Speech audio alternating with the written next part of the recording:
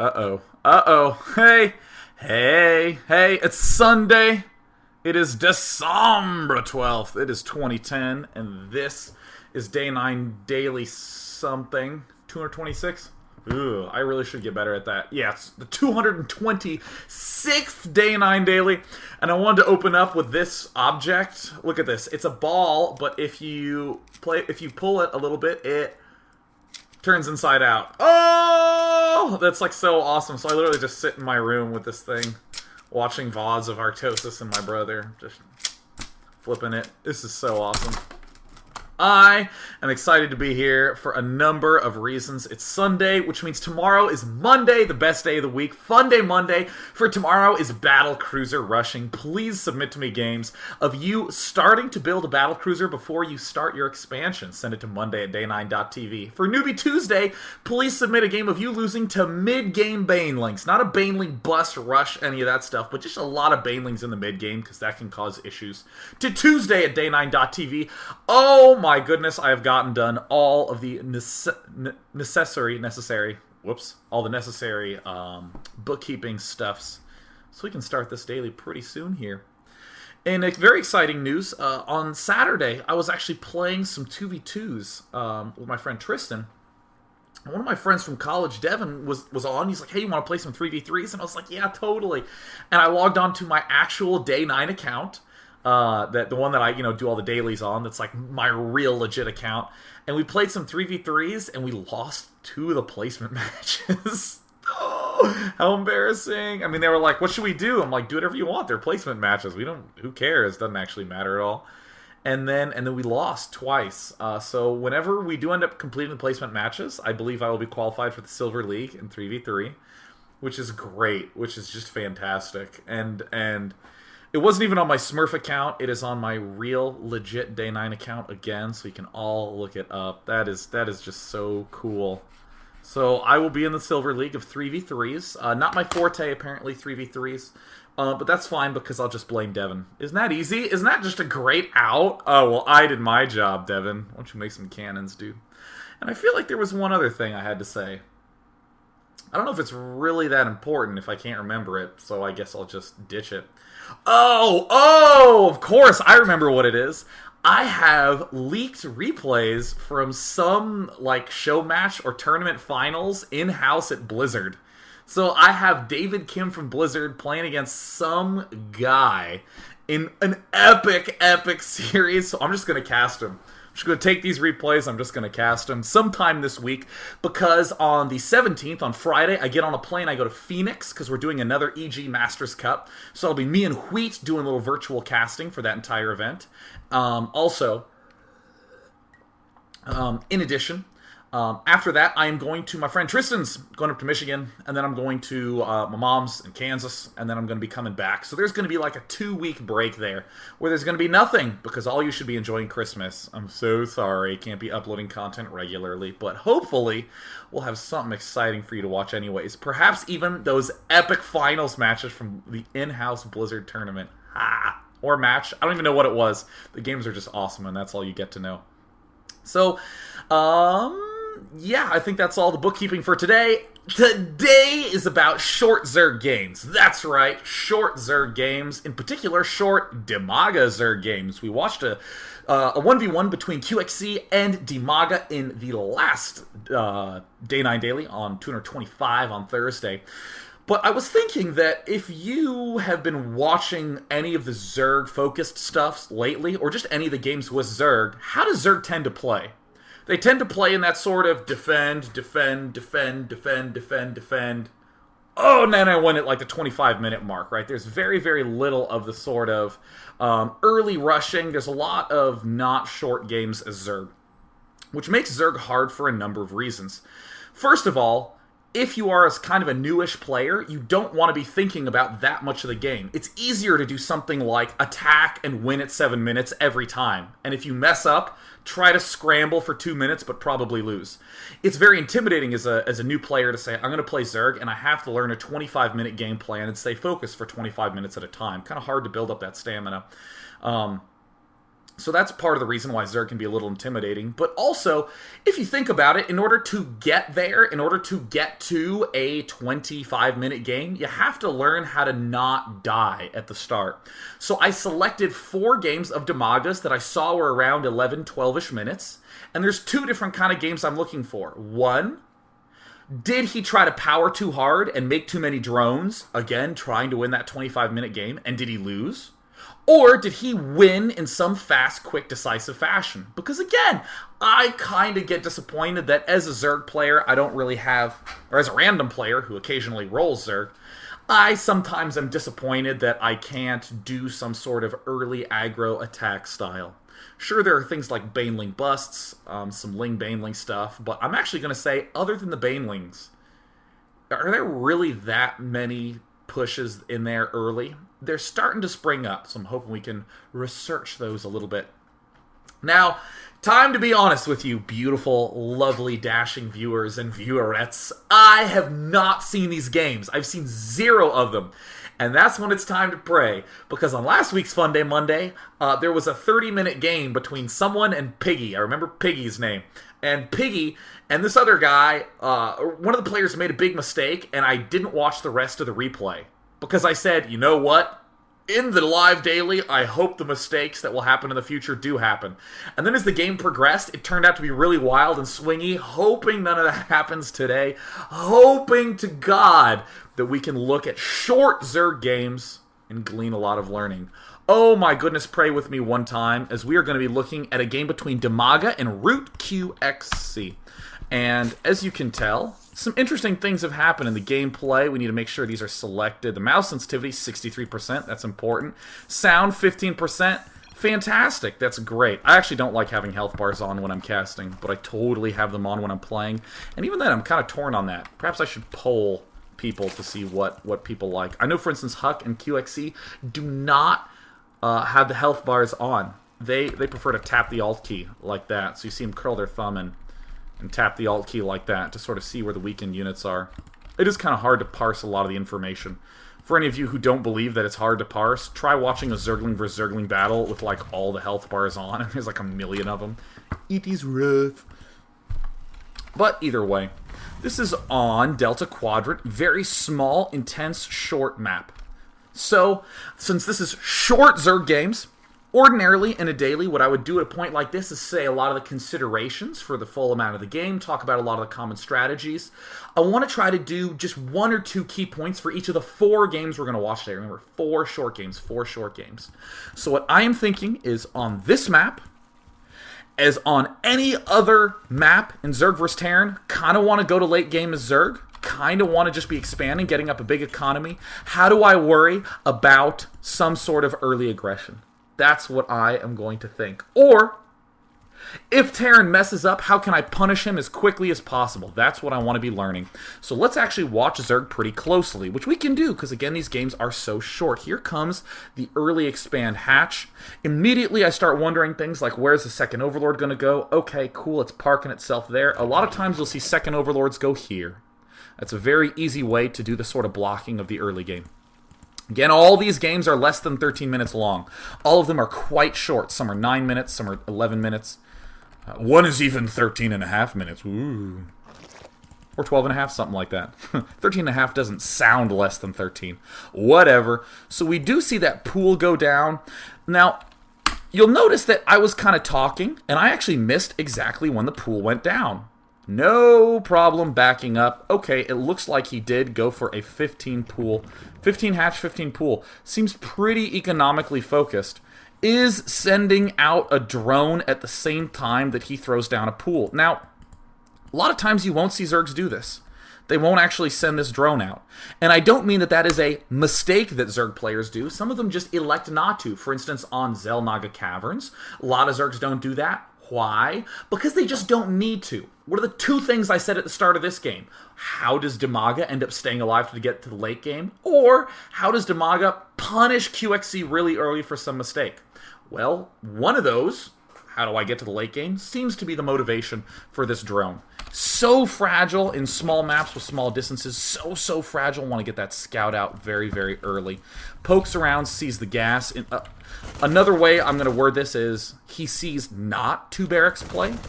He poked in there and saw the gas, and then it seems like Demaga doesn't really care where the drone goes. He just sprinted straight for that gas.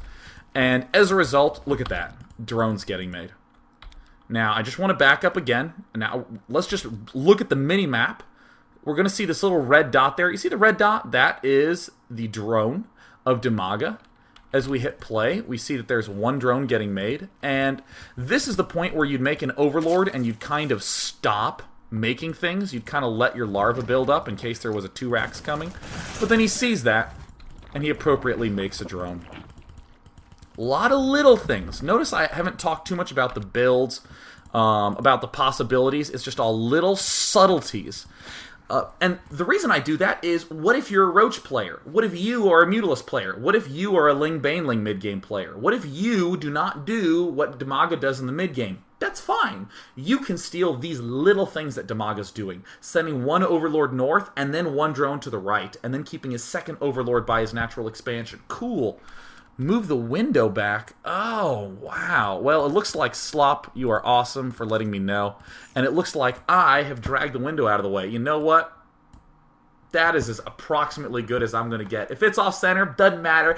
Adds to the flavor of the daily. Lets you know that I actually suck. All right, cool. Let's go back to the game, which I believe should be centered. And if it's not, then that is just going to be a giant tragedy that we are going to have to deal with. So let's go ahead and resume this game. So it looks like Demaga is, uh-oh, I just crashed my recording console. It is crashing so hard. It is crashing. Uh-oh. Close. All right, uh-oh. Uh-oh. See that? Uh-oh. Nah, let's not worry about it. Well, I guess there's no HD recording for the day. Well, I hope everything is going well, and for the time being, we are actually going to be just pausing for a second just to make sure that everything ends up all right. This is all on air, ladies and gentlemen. This is what happens live. You poor archive viewers. You don't know a thing to do, do you? I cannot believe that my recording console crashed. That is so sad. That is just a tragedy.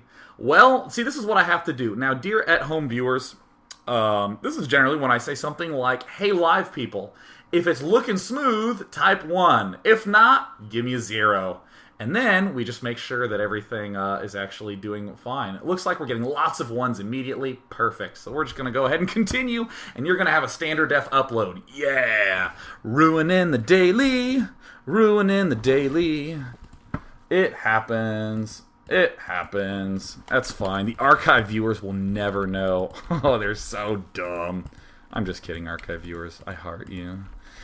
So either way, we do see the double queen coming up. We still see some lings popping out regardless. Now, this is something that you'll see quite often on small maps, where someone like Idra loves making 2 lings and then completely stopping ling production. Occasionally you'll get something like 4 lings, just try to put a little bit of pressure on, poke a little bit more often, and immediately we see a Roach Warren go down.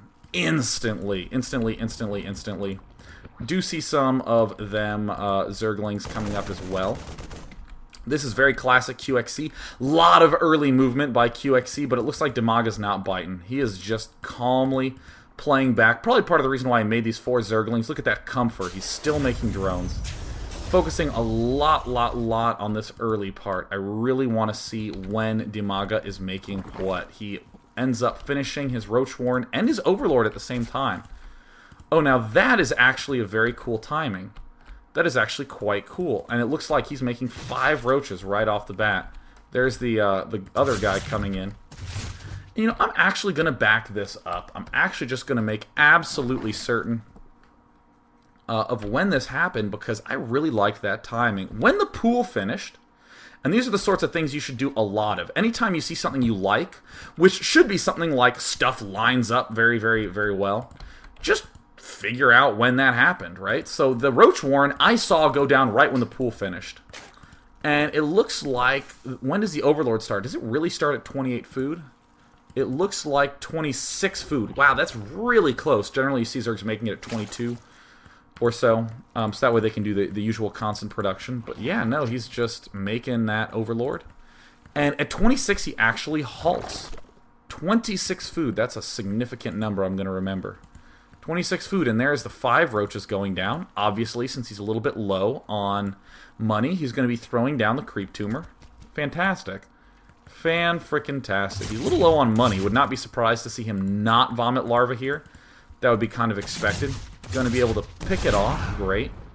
And then we're going to see these 2 guys pop out. Whoa, that's awesome timing. Now, this is something that you...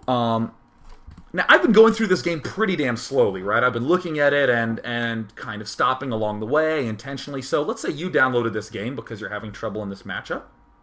And you saw this. This is probably the thing you'd notice. Oh, those roaches popped up right as those Hellions got there. Oh my goodness, that was so close.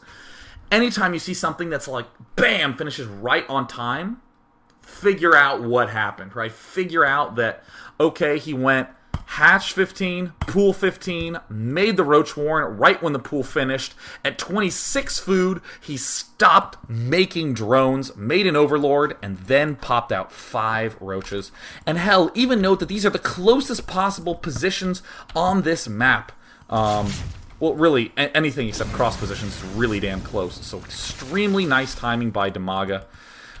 Up until 36 food, it looks like he was only making roaches. And then afterwards, he goes right back to making drones. So in the unit station, I'm seeing 5 roaches. So yeah, he just gets those 5 roaches really fast, moves forward aggressively with them. That is cool. That is very, very cool. And of course, we see that the layer is coming out appropriately so. Now, for the record, on a map like Xel'Naga Caverns, a lot of people get this layer or they start making the layer before they start making the roaches, because it's a little bit longer. Again, this whole focus of this daily is these early, fast games. How does Damaga deal with these extremely close distances on this map? Not all the games are going to be on Delta Quadrant. There's more than one on Delta Quadrant today. We're really looking for how Damaga stays alive and how he gets these drones out. I'm noticing right now, this should be something you should stop regularly and ask yourself as Zerg. What's the big difference between Zerg and the other races? Think, think, think. You know what? I'm going to poll the chat. Dear live people. Because hell, it's already ruined for the archives. They don't get it in HD. I crashed the shit out of that. Ah. Yes, what is the big difference? Larvae! There's, I'm seeing 6 different spellings of larva. People are just spelling it however they want. We have some of the Swedish people who are like, larvae with an umlaut. You know, larva with like a J in there somewhere. But, yeah, larva. Or in other words, the other races, Protoss and Terran, get to say, I will make workers and I will make units. Zerg has to go, do I make a worker or do I make a unit? So I'm always looking for how that ball bounces back and forth. This is a really goofy hand motion. These are like very timid karate chops. Ugh, they're like Tyrannosaurus Rex karate chops. That is the big struggle for Zerg, right? So what I'm noticing is just by glancing at here and up here at this food meter, which by the way is probably where I'm spending most of my time looking when I'm watching Zerg replays, is these 2. I'm noticing that these 5 roaches were made between 26 and 36 food, and other than that, it's been all drones. And then we're getting Baneling Nest before Zergling speed. Whoa! Ooh, that's crazy. That's nuts. Damaga still continuing to poke, leaving a few roaches back. Enough roaches to block a ramp. Very good. Layer finishes. How will he expend that layer tech? What will he be doing with it? Because I have 4 replays to go through, I'm not going to stop and focus too much on this, but a second gas went down at some point. Would absolutely want to go down and note when that second gas happened. I'm more than happy to do a lot of straight stealing. And I want to try to note some timing. Oh, it looks like he's spending the layer on the Baneling speed. Interesting. Now he's getting Zerglings and Banelings. That's cool. It's also important just to note similar looks between the games you're watching and other games that you've seen, because the instant you can make any link up between 2 games, you can combine the learning. Anyone watch Kirik's Zenith in the GSL? He went big Zergling, Baneling in the mid-game. Did not really go that many Mutalisks, just Lings and Banelings. So hell, Damaga went 5 roaches, and now is going back into Lings and Banelings. So maybe I can see some sort of synergy between those. Hell, with these close positions, this Terran's going to have a hard time defending against big Ling Banelings, especially considering how wide open these natural expansions are. And by the way, that is pretty freaking wide. Temple is like one of the few maps that actually has a pretty tight entrance. Demaga appropriately hiding everything. And Demaga even like baiting. Notice that this bait is another way of saying, yeah, I'm fine if he doesn't attack. I don't need him to come up and suicide all his stuff, but he might be tempted to. He just might. So, of course, QXC. Yeah, hey, look, QXC looking a little bit baited right now. Uh-oh, QXC moving out, and oh! Oh, yeah! Ooh, yes, fantastic. And there's the good game. And, you know, honestly, QXC, I don't know what game this was in the series. I want to back up and just sort of look at everything.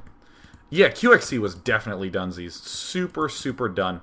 Now, let's just pretend for a moment. Let's just make believe for a moment. Let's say the game went on, right? Let's say the game did, in fact, go on.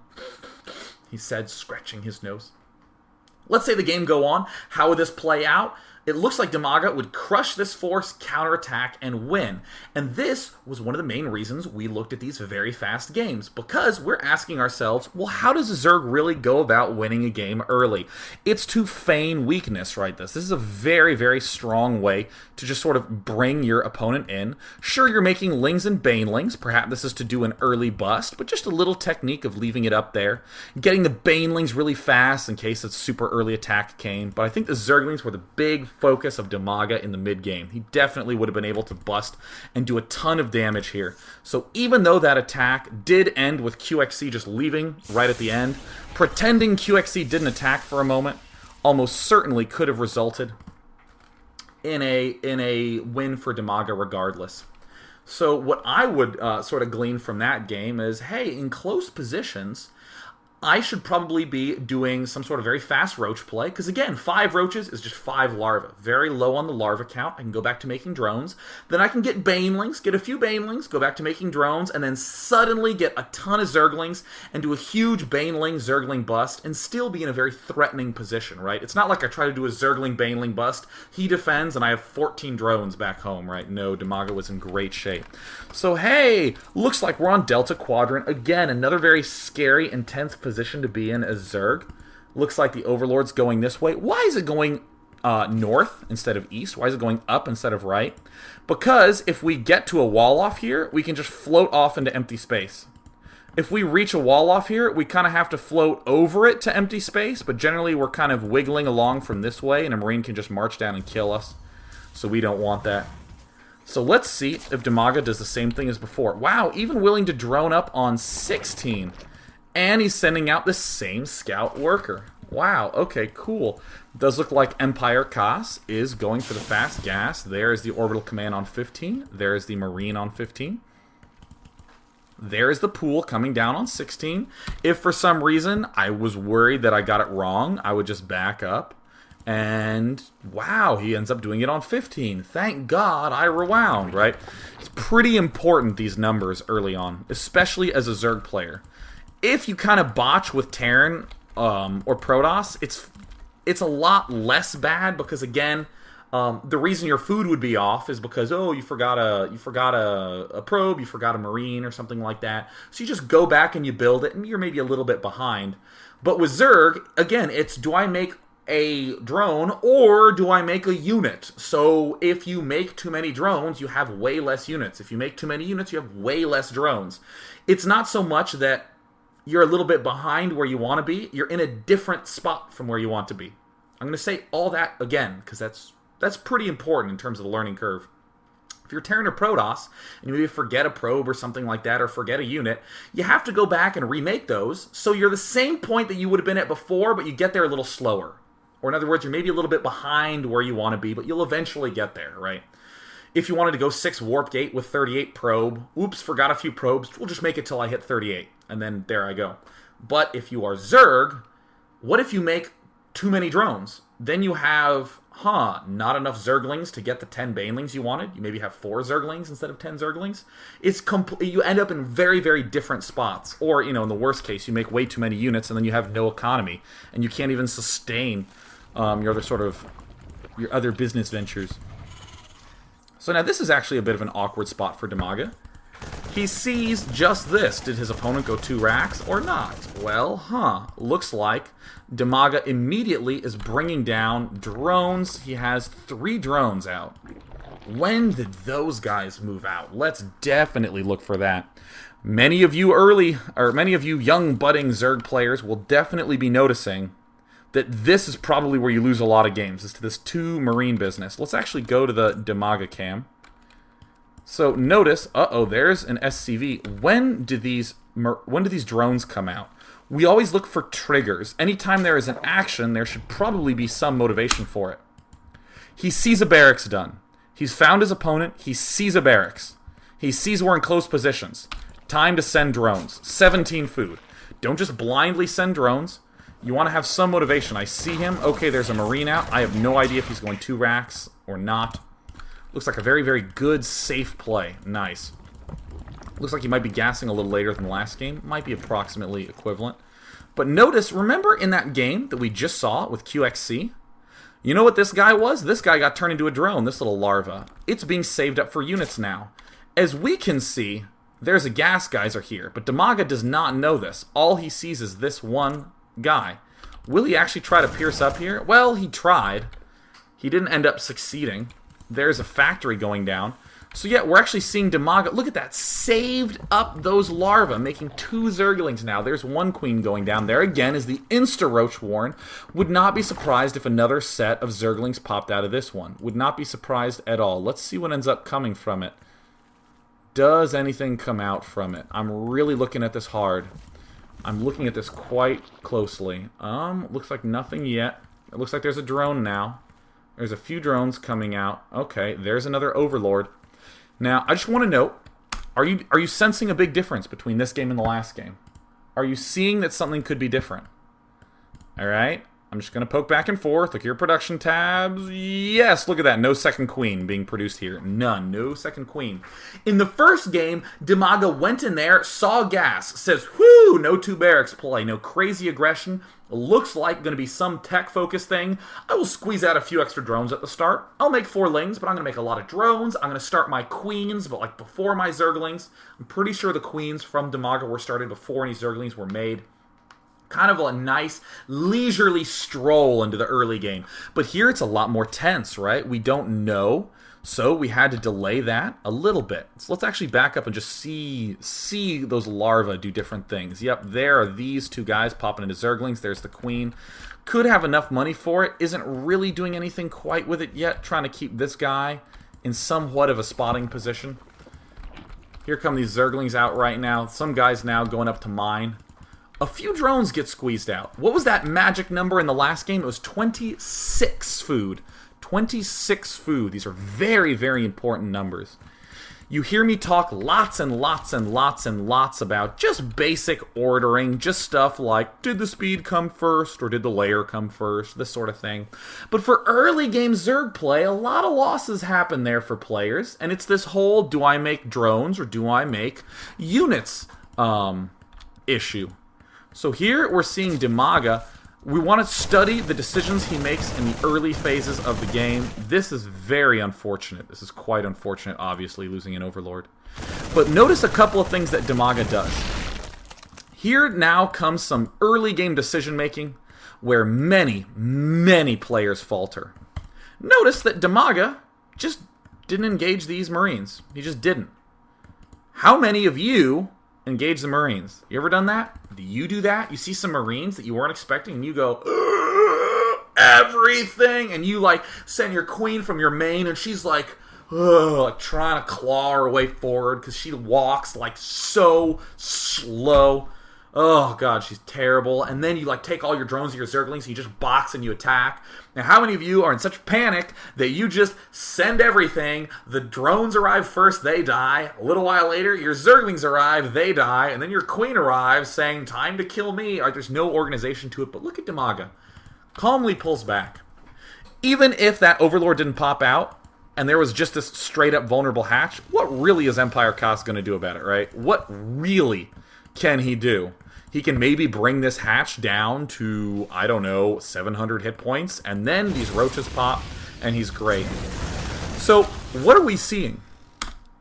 It looks like a completely different game. Look at the aggression from Empire Costs, right? Crazy aggression. Oh no, we lost an Overlord, nothing mining. There's one queen instead of two. But let's just relate it in the same simple way. Damaga defends in the early game by making 5 or 6 roaches. Here are 3, there are 3, and then he goes back to making drones. 5 or 6 roaches. He defends with the roaches. What happened when he was under attack and he didn't have roaches? He said, I will not engage without my roaches. And here he is, now comfortably heading back to the same position he was in before. Well, perhaps not as comfortably, but hey, look, there's the queen that we wanted a little earlier. Uh-oh, forgetting an overlord. And this really, I think, is a game-crippling point right here. That really is going to be a deal-breaker, I think. That is pretty frowning. Uh-oh, is Cloak going to be coming soon? That might be a little bit rough. So, we're very curious to see how Damaga is going to end up playing this game. Right, more drones, more drones. There's the scan that gets thrown down. Damaga's going to return back to perhaps creeping. No, well, alright, yeah, great. Same general theme as last game. I'm going to layer after I get my 6 roaches. Cool, perfect. Curious to see how Damaga will end up dealing with this Banshee. There are more drones coming out forward now. Here are the roaches kind of gearing up. Perhaps he's going to poke at the front. This is an essential skill for Zerg players to have, is counting the front. Scouting the front. Looking and seeing how many units are there, what kind of units are there. Anytime you see 2 Hellions kind of fast, conclude probably no add-on on the factory. Think about all those implications, right? Think about it. You're probably going to be up against some sort of Banshee-ing player, generally. If you see a bunker and some Marines and absolutely no attempts to move out, pretty certainly going to be up against a Banshee-ing player. If you can poke at the front and you see, like, an essential add-on, like, in particular on Scrap Station, you really get to see what add-ons he's doing. You can get so much information. Still, there's a good base structure of these roaches up here, so really, if I'm in Damaga's shoes, I'm going to be seeing 2 Hellions made in a row. Oh, yep, there's the Overlord. We'll end up seeing anything. Whoop, very good job by Empire Cost. So, are there any sort of extra Banelings getting made? Because that's what happened in the last game. That's definitely what we saw. Oh, getting the Extractor when our layers, I'm going to say halfway done. It's more like 3/4 done, but I like to make it a little bit simpler. There's Damaga moving out. Oh, he just sees the Banshee and then immediately moves out. Looks like he's retreating back with these. I'm noticing that there are no Baneling nests being made, and actually an infestation pit. That's something a little unusual. I'm actually very curious to see how that turns out. So, drones and queens and overseers. Ooh, ha! Go Damaga! I like Damaga, so I'll just be cheering for him, just relentlessly. So this is actually a very interesting decision. Oh, Baneling Nest going down as well, but still just generally drones and queens. Now that's actually probably a pretty useful thing to note. Uh-oh, that kind of... Oh my goodness, and tanks coming out? Yeesh. But you know, like... There's a big difference between how you play in the moment and then how you decide you want to play after the moment. In this particular situation, think of the differences in the way that feels, right? Think of when you see a Banshee in your base. I certainly know that, especially when I was, first dabbling with a lot of Zerg variety, I was kind of just in this panic mode. I'd see a Banshee and I'd be like, oh my god, alright, I have to make queens, I have to get overseers, I should probably get 2 overseers, so I can spread out. I should definitely... Well, crap, he's probably going to be attacking soon, so I should actually make some units. Let me see if I can maybe counterattack. You have, like, all these conflicting urges, right? Maybe I should get an evolution chamber and make some spore colonies. But it's a lot nicer if you just say something like, when I see a Banshee, I'm only making queens and drones. I'm spending my money on queens. All my larvae I'm still devoting to drones, because you know what? What ground army is he really going to hit me with if he's making a lot of Banshees? If he did a fast tech to Banshees, he probably doesn't have that big of a ground army. And then you can probably follow this up by saying, I'm only going to make queens, drones, and a baneling nest really fast when I see. Because he's going to have a small ground army, but I still, it's still not going to be that big, and the banelings will really help me deal with it. Can't deal with it with just roaches. Or, you know, Damaga may have said, I'm going to be making queens and drones, but I'm instantly going to get an infestation pit for some reason that I can't see right now. Probably going to be just doing some early pushing with it. Maybe wants to really manage those, banshees quite aggressively with a lot of fungal growths. But yeah, you know, we can start to see kind of a lot of themes. For instance, the baneling nest before zergling speed, the roaches kind of before everything. Not getting that many queens early. It looks a little bit different from the other, from the last game that we saw, but you know, it's still kind of a generally similar look. Damaga will have to retreat in just a moment because obviously with those 3 tanks sieged up, but he very smartly picks off the Banshee. Now he's pulling himself back. Probably going to have to be in an awkward spot where he does some zergling dancing. He's going to end up morphing a couple of banelings. There's the transfuse. We might now conclude something like, in close positions, I should just always get the baneling nest when my layer is halfway done. Just always. And notice, again, the sort of patience that Damaga has, where he's just really not engaging. He's still making zerglings. These should have been retreated significantly earlier. This expansion's dead, but that's okay. That's actually not... I mean, this is not the position you want to be in. You want to prevent yourself from getting into this situation. But this is not nearly as bad as you might... I'm not wording that correctly. When you're up against this sort of force, it's actually correct to be pulling back so much and to really not be engaging. So I want to just do the little bit of like reflection on that game. When we pull back to around here, where there was a lot of those roach action coming out, right? So we had the layer that went up. Really, if like a baneling nest goes down maybe now, I think we can end up being quite okay. Because look, the baneling nest... oh, wow, that's actually a very late baneling nest. Yeah, you know what? I would probably label that as the problem. Maybe this infestation pit business can actually work out quite effectively. Maybe we shouldn't have done it. But the one thing that I'm really going to change next time I play is just the faster baneling nest. That's it. That's it. That's all I'm going to change. You Zerg players have the tendency to change way too much too quickly. Man, does that make sense to get the roaches early on. Alright, cool, that works well. We even saw it work against QXC. Man, does that make sense to go queens and drones when I see a Banshee. It makes a lot of sense to get the baneling nest pretty fast in case he does do a quick push. And I should probably have a spotter outside the front of his base, so that way I can really see and do some emergency procedures. But other than that, I mean, I'm not going to say something like, well, crap, now I really think that I should go pool before hatch at my expansion. No, that's a huge change. You got your baneling nest a little late, get it a little earlier. Tiny adjustments at a time, because we can still see that there's so much good about what Damaga did. This daily is actually going slightly longer than expected, so we're actually going to speed things up a bit. Let's actually do this third game on Delta Quadrant, and then we'll finish up with one on Xel'Naga Caverns, so we can see that substantial contrast. There's the good luck, there's the have fun.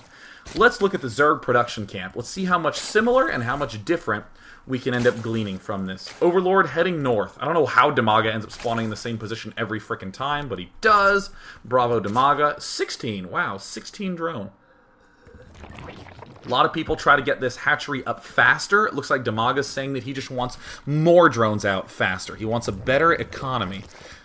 Interesting. That's definitely a big urge to be like, oh, maybe I should go for, you know, the earlier something. You know, maybe I should go for 10 hatch, 9 pool so I can get my defense up early enough. Sometimes it's better to back up. So immediately, what do we see is the huge difference. Double barracks play from Straylock. So let's try to compare and contrast. So, looks like we have the Overlord that will be coming up inevitably from Damaga. Where's that Overlord? Looks like the instant... There we go. There's the Overlord coming out right now. Now we have 2 SCVs advancing forward. This could potentially be quite threatening. Very curious to see how Damaga ends up dealing with this. Not seeing any gas yet. Pretty significant. I also think Demaga made one more drone on accident. I think that might be a key blunder. So he still just ends up patrolling here. Uh-oh. Ooh, lost a drone. I don't want to do that. Ends up bringing some drones. Count. Alright, so that's 10 drones. An 11th as well. And back here we see that there are 6 drones remaining. 6 drones remaining. I want to remember that number. 6 drones remaining. This is actually very important that you get these numbers extremely precise, because it's very tempting to just sort of panic, box, and go. Having these numbers in your head will help with 2 things. One, it will reduce your panic, because instead of just going, ugh, boxing and going, you go, okay, do I have 10 selected? Oh, I have 11. Let me shift deselect 1. Let me move out. Well, actually, it should be 11 because that scout guy shouldn't have died. But okay, do I have 6 left mining? All right, perfect. Let's see how it ends up panning out. And you might decide that you like 8 instead of 11. You might decide that you like 14. But it's still important to get those numbers pretty accurate. And it looks like he is just sort of aggressively going for these Marines. It looks like he has lost substantial amount of workers. We're not going to label that as good or bad necessarily yet. We're going to see how things pan out. I'm actually going to rewind through this part of the game multiple times. I would actually retreat the drones a little earlier, because you just really can't afford to lose them at this phase. Okay, so I'm starting to notice some things. So let's go back and look at our resource station. It looks like Terran is a little bit ahead. No gas yet from our Terrans. Gas now going down for Demaga. Spinecrawler going up now for Demaga. I'm noticing that no queens popped in there. Let's actually go back and look at a couple of things that were happening in the midst of that battle. I think we probably could have made a queen at the front door, but we're seeing that, yeah, so here are all our little dronies moving out aggressively. Maybe we could have bunched them up a little harder. Maybe we had them a little bit too much of a limbo line or something like that. But just Zerglings being made. Look, this drone was still patrolling right there. Is that a mistake or not? I'm not sure. I'm not sure. We're going to see just the Zerglings get made. There are the Zerglings coming out. And, you know, a lot of times, Zergs will feel like they lost the game just now. They'll feel like they have just screwed themselves over, right? Drones coming out now. Let's see how Demaga ends up popping back from this. So he pokes at the front. Obviously, he can't break in. There's a command center going down now for Straylock. Looks like he's killing his destructible debris. Demaga is favoring drones over queens. Look at that. Okay, let's see how this ends up playing out. Oops, let me cover that up again. Fantastic. Great, we have an overlay. We have absolutely no idea how long this replay will end up being. Getting a Baneling nest right now. Now, why would he be doing that? Because as a general theme, we've seen that Baneling nests can hold off early pushes. There's a possibility that Straylock will be doing something nuts with some early aggression. He may not. But still, a Baneling nest is good insurance. Notice, still drones being made. Not some sort of funky all-in at all. Demaga is still making the drones. And hey, also getting that pool up. He might just very well make like 2 Banelings. Yeah, and just play defensively. Look, more drones coming up. Still no queens. That's actually kind of bold. But you're also probably noticing that Demaga has absolutely no money as well. Now, I will say, sometimes you'll watch someone play and you will not like what they are doing. Right now, I am really not the biggest fan of the way that Demaga is playing this out. There's a double queen coming out super late. In terms of plans, I would probably say that what Demaga's goal is to get a huge Ling Baneling army, wait for Straylock to pop out, crush it, and go for the win. I would really say that Demaga is kind of putting a lot of eggs into one basket. He's getting double queens up. He's getting the hatch up. Now he's making some more Zerglings. I'm actually going to be speeding through this game a little bit faster. Still drones and queens, and killing these things off. I am actually going to watch this a lot more quickly and then try to go back and do a little bit of analysis. There are more Banelings coming out. We see a big scary force coming in. I really want to know how it ends up getting defended. Let's see that. Does not end up getting defended. More of those guys end up trying to sneak forward. And, yep, there's the good game. Now, let's go through this again really fast and actually talk about what worked so well for Demaga in this game. Because I know you're going to want to look at it and say, yeah, wow, Demaga got owned, right? Because again, most Zerg players get to this point and say, I am screwed, right? I am totally dead, done in the water. What Demaga was doing was still kind of focusing on a good core set of ideas that he wants Ling Baneling in the mid-game. He wants to be taking this gold early on. He wants a good amount of Queenies. In the resource station, we're actually going to note that these two players aren't tremendously far away from one another in this food count. We're seeing Straylock slowly pull a little bit ahead, but not gigantically far ahead. And this is actually... I cannot emphasize how correct of a play this was for Demaga to do. The fact that he's focusing more on banelings and drones instead of trying to do some sort of big bust, he's actually trying to transition back.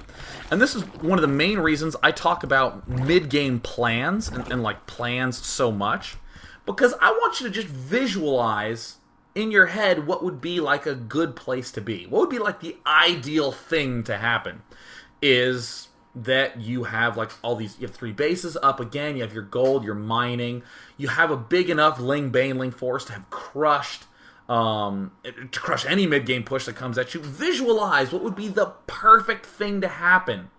And then once the best thing you can, visualize is on the table, try to figure out a way to get there, right? Cool.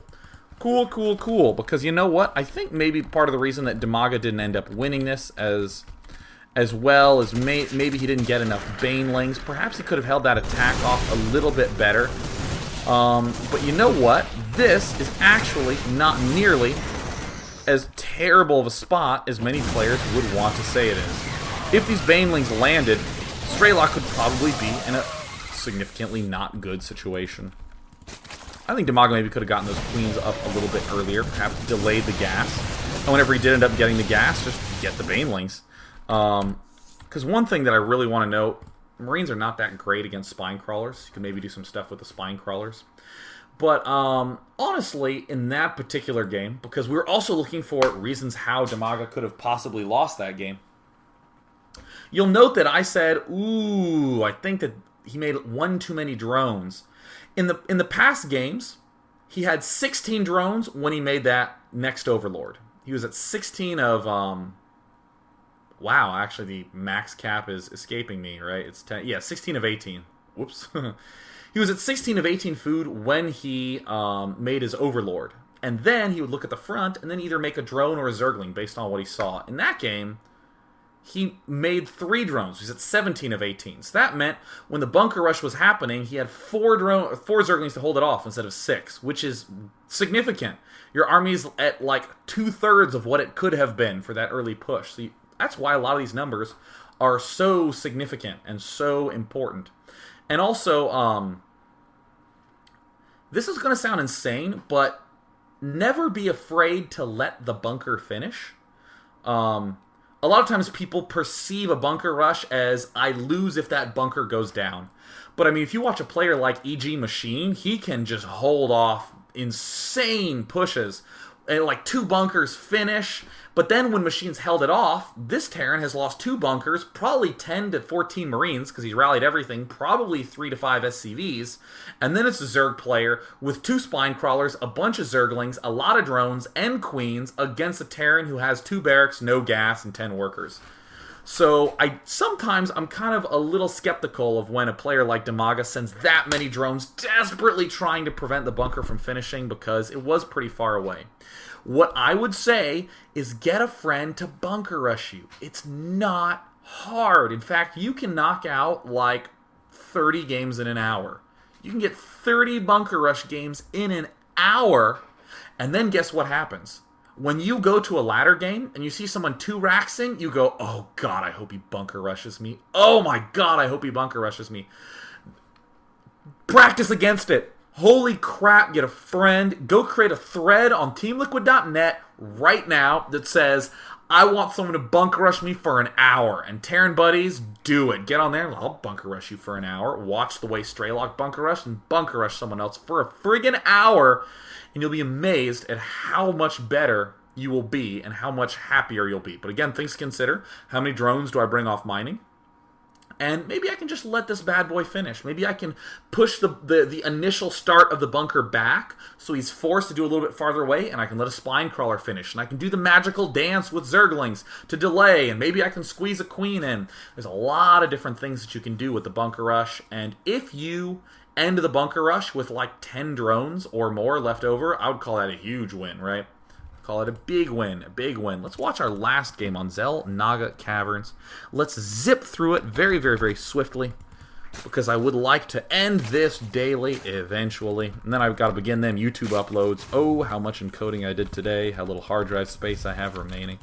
So it looks like we're going to see Demaga go for a 15 hatch. Bam, there it goes down again. Notice the Overlord Scout, he's checking on all angles, and then he's pulling back because you know what? If he did scout this way, and there were barracks that way, he'd lose his Overlords. So he wants to keep it here so we can perhaps retreat up there. Fantastic. Notice on 16 drones. This is the number I said so many times. 16, 16, 16. And it looks like he is not actually building that because he sees 2 barracks. This is, kind of a dead giveaway. Got to be careful, Terran buddies, that you're not putting that in range of that Zell Naga watchtower. So yeah, he's waiting until 16, and then let's see how he ends up dealing with this again. Okay, so great. This bunker is out of range of that hatch. If I were Zerg, I would not actually be bringing that many drones out. I would probably be investing in spine crawlers, some drones, and a lot of lings. Look at this, 8 Zerglings. Last time there were 6. Now we have some more drones entering, and oh, look, double spine crawlerage. Run those away, run those away, run those away. Okay. Let's see how differently this goes. Before we only had a couple of drones left over. It looks like we have 7 drones remaining instead of 6. I'm not so sure I like these drones up in the fray of things so much. I mean, Marines just do not kill things super fast. They kill things kind of fast, but not like so fast that you're desperate to do this sort of stuff. This Zergling runaround I actually don't like, but hell, if you're practicing against a bunker rush, try it. Definitely try it. Run these drones back because, again, I just think that this is a hefty drone investment. Like, what is this drone doing? He lost another drone. And if the Marine is smart, it'll target fire yet another drone. But in a spot like this, notice how much better off Demaga is in this game. This is only 10 Zerglings. That's 5 larvae that went into lings. Be very careful with not overlinging. Bringing that guy back. And then let's look at the follow-up. Let's see if Demaga fares any better. Well, it looks like he's remaking drones. And, I'm going to do something that's kind of naughty, I would call it, in terms of analysis, which is to kind of skip a little ways ahead to find out how the recovery is going.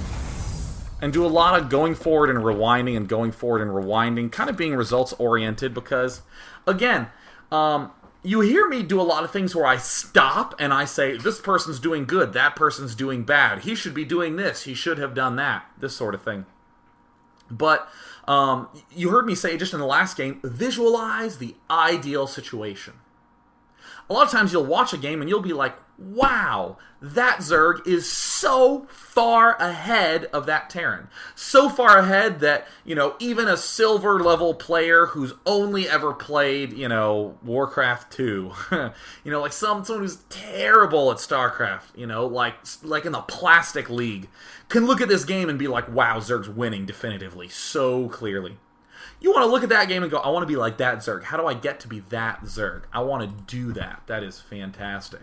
But why not just look at the game, right? Look at what's going on and just try to get to a point, wow, you know what? Zerg's actually ahead of Straylock in food. He's actually he's doing real well. Yeah, he's getting those queens out a lot earlier. Okay, cool, It's kind of funny because this game, man, this is actually an amazing example. Actually, go to sc2rep.com and download these Demaga Straylock games. Notice that in the first game, Demaga did basically the same thing. He went for Baneling, Speedling, he went for these queens, he went for this fast double gas. And yet in this game, he's just more ahead. And in the last game, he was just more behind. Strelok's doing the same thing. Strelok's doing the exact same thing, as a matter of fact. In fact, there'd be nothing wrong with stealing what Strelok did this game, because it's just so good. But it looks like Demaga... Hey, cool! Damaga's transitioning into this Kyrix Zenith style play, where you go no layer, mass, ling, baneling. This is pretty cool. You can take a third quite quickly with this build. A third before a layer. But it looks like we are seeing a layer pop out for Demaga. Nothing wrong with that. And it looks like here the Baneling's gearing up to do some business. Uh-oh. And there's the advance forward. There's all the units. Charging. Pre-stim. Grabbing you with the Zerglings. Make sure your Zerglings actually are leading, not the Banelings, because you want to get the Zerglings behind and then have the Banelings crunch forward at the front. Hey, look at how much better this game is going than the last game. It does help the fact that the stim and the combat shield was a little bit behind. But we're seeing that Damaga's pulling way far ahead. Now, if I wasn't out of time, I would be able to rewind this a lot and go through everything in excruciating detail. But I want you to just focus on some of the numbers of, like, what food this queen came out on. How many drones were left. And especially you'll notice, like, at the start of the game when I said, wow, there's a larva right here that is getting saved. And in the last game, it was turned into a drone. And what a tremendous difference that was made as a result of that. And I can tell you right now that Demaga will probably end up winning this game pretty shortly. He's getting Baneling speed. At this point, I'd probably prefer the Mutalisks instead of the Baneling speed, because really you're going to be hitting them with Banelings pretty soon. Unless Damaga's nuts and he wants to wait for Baneling speed to finish. I mean, you're going to get Baneling speed. Like, yeah, look at this. Here come the Banelings. Baneling speed is going to be half done. I just don't like the choice to get Baneling speed right now, I guess is what I'm saying. There's the stim. Oh, there's some pretty good control by Strelok, but you know what? Banelings are Banelings. You can only control so well against them. Then that eventually happens. Demaga taking the extra third. Look at how great this is. Can I just emphasize how great this is? I would like to once again say, go to sc2rep.com. You can get both of these games out. Both of them are, in fact, downloadable there. That's so awesome. And just watch at the early games. I'm actually just going to do this one more time instead of watching the end of the game, because, again, we don't want to think too much about that. We want to look at this opening. See, here's the larva that was saved. And notice when this pool finishes, 3 sets of Zerglings there. Three sets of Zerglings. How many drones are left over at the end of this little battle? Well, it looks like he has... Let's make sure we count it. It looks like we have 4 and 7 as opposed to 4 and 6. And it's 10 Zerglings that are being made. 10. Or some number more than 10. It's definitely less than was made in the previous game. And we're seeing, okay, very fast gas, just as in the last game. But then we're seeing a queen come out when? When does the queen come out? We want to compare these in between the games. Yep, there's the queen coming down much earlier. I think double queen was at 44 in the last game, and the Baneling nest coming out. Cool, we're really starting to see some of the differences of how Demaga was able to swing so far ahead in this game, and not so far ahead in the last game. There's a second queen coming out. Wow, way, way earlier double queens. Much more drones, 2 spine crawlers. And I still think Demaga could have done even better than that. So, that was actually totally awesome. Daily ran a little bit later than usual, but that's fine because I crashed my HD recorder. So sorry, archive viewers, forgive me. We'll take a few questions in a moment, but I wanted to recap on the 2 really, really, really awesome things that we learned in these games with Demaga. The idea that using roaches really quickly to just create a stepping stone for making drones, right? We make a lot of drones. We're constantly checking, do we need to worry about some sort of bunker rush? In the cases when we don't need to worry about the bunker rush, which was the 2 games that we watched first, in those first 2 games, we get a couple of roaches out, and then cool, we're defended, we're fine, we go right back to making drones, get kind of a fast Baneling nest. Then we can go Baneling Zergling in the mid-game, and just 5 roaches is enough to keep us satisfied. If we see something like Banshees coming out, we just make more queens. We continue to get Banelings kind of fast. If for some reason some sort of crazy bunker rush is happening, I still think Damaga could do a better job holding it off, but we see the way that he rebounds. He ends up getting the Banelings a lot faster. In fact, opting for the gas and the Banelings even ahead of the Queens. Could get the Queens a little earlier, and we saw that when he does do that, it works really effectively. So feel free to have a buddy bunker rush you a lot. Good things will amount in those games. Yeah, let's go ahead and take a question. Because really the early game is a phase where a lot of Zerg players fall behind, but I think the big thing that I want to note is that Damaga was just making so few units. So few units in the early game. Like the early game. Like drone as much as he freaking can. How did he end up losing? Well, the first game he lost, I think he just got the Baneling nest not quickly enough.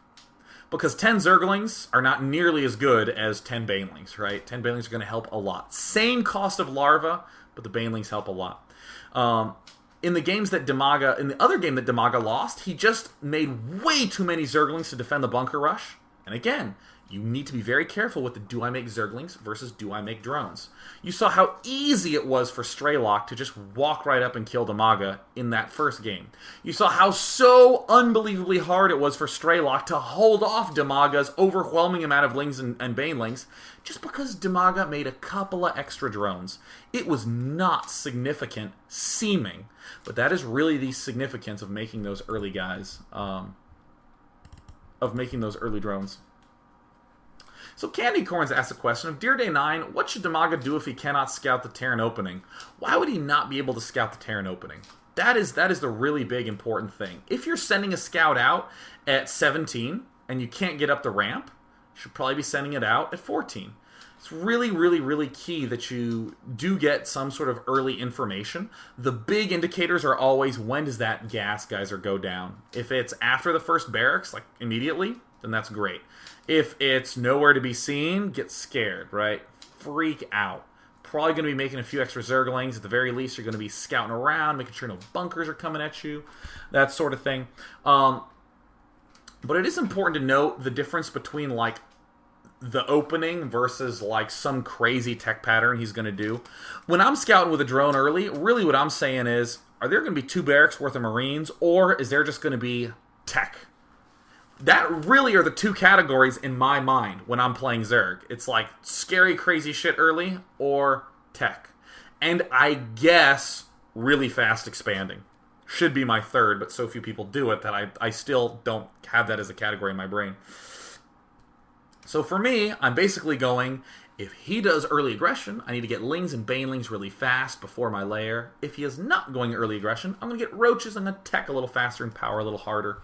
And then later on, I'm going to be saying things like, Roaches, poke at his front. Is there a bunker and no units? Aha, I can conclude he is going Banshees. These sorts of things are really effective. So we're just actually going to take one more question. One more question.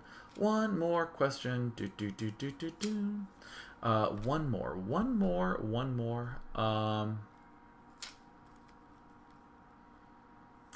Wow, people ask really long questions.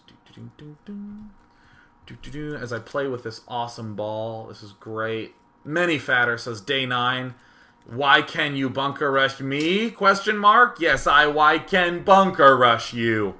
Yeah. So, Unball3 says, Dear Day 9, you said you didn't like how Damaga didn't get queens faster in the third replay. Why is getting the queens faster a better idea when you don't even have the money to spend with the larva? So, part of this stems from my Brood War logic, where in Brood War, you actually didn't have as many drones to defend with. And Terran bunker rushes could be really scary. In fact, in a lot of circumstances, they were game-ending. But I practiced a ton. I think I probably practiced in 2 days. I practiced 400 or 500 games of bunker rushes. We're talking like 12 hours of bunker rushes 2 days in a row. Just like practice. And what I started to find was that I got better at holding it off, but after a while, like, my practice partners were getting really good at bunker rushing, because that's all they were doing to me. And I was starting to realize that I could finish it, I could hold it with, like, 8 drones. And I remember being like, ugh, I really want to have more than that, right? It was actually closer to 7. But if I was really perfect with my control, I could have 8. And I was kind of going, ugh, oh gosh, because like I was a player who was really good with mutilus control, so I had that on my brain, like I want to be doing that. So I'd try to get gas, and I'd feel cramped and uncomfortable, and I'd feel like I would lose later on. And then I realized that I wasn't accounting for his situation. I was trying to get back on my track a little too hard, and what I found is I should just not get my gas that quickly. I should just make a lot of drones, and there's almost nothing he can do to me in the early stages of the game. If there was no bunker rush, I would have to worry about vulture harass, I have to worry about tank pushes, I have to worry about fast wraith stuff, but if he bunker rushes me and commits pretty hard to that, after that's done, there's like 3 or 4 minutes where there's not a damn thing he can do about it, because Zerglings were a lot stronger in Brood War.